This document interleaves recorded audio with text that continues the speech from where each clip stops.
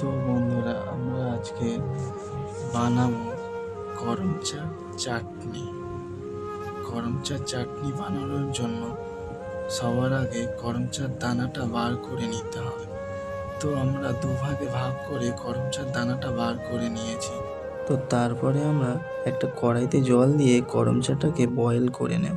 করমচাটা boil হয়ে গেছে, আমরা একটা পাত্রের মধ্যে করমচাটাকে ছেঁকে নেব। তো এরপরে আমরা চাটনির জন্য একটা মশলা বানিয়ে নেব। মৌরি গুঁড়ো, তেলটা গরম হয়ে গেলে তারপরে আমরা দিয়ে দেব শুকনো লঙ্কা। শুকনো লঙ্কা দেওয়া হয়ে গেলে তারপরে আমরা দিয়ে দেব 5 ফোড়ন। তো তারপরে আমরা দিয়ে দেব যে বয়েল করে রাখা করমচাগুলো। তো তারপরে আমরা দিয়ে দেব একটু কালারের জন্য কাশ্মীরি রেড চিলি পাউডার।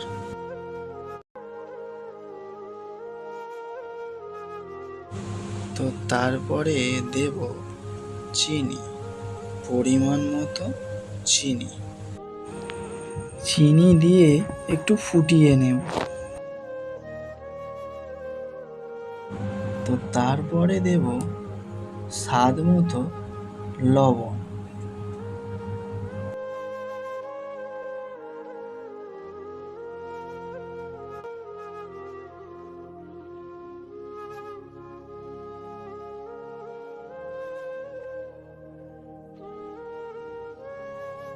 তো তারপরে দেব আমি আগে থেকে ভিজিয়ে রেখেছিলাম কাজু এবং কিশমিশ। সেই কাজু কিশমিশগুলো আমি চাটনির মধ্যে দিয়ে দেব।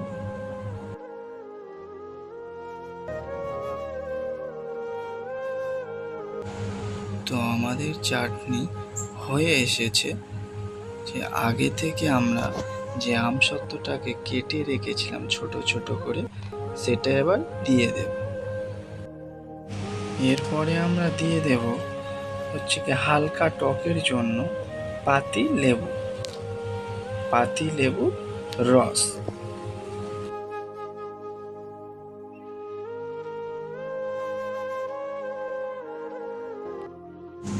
এরপরে দিয়ে দেব আমরা যে আগে থেকে মৌরি গুঁড়ো করে রেখেছিলাম চাটনিতে দেওয়ার জন্য, সেই মশলাটা আমরা এবার চাটনির মধ্যে দিয়ে দেব। তো আমাদের চাটনি হয়ে গেছে, কত সুন্দর একটা কালার এসেছে। তো আমরা এবার একটা পাত্রের মধ্যে চাটনিটা নামিয়ে নেব। আপনারা যদি এই ধরনের চাটনি বানাতে চান বাড়িতে, তাহলে আমাদের এই জয় মা তারা কুকিং চ্যানেলটিকে ফলো করলে আপনারা এই ধরনের চাটনি বানাতে পারবেন।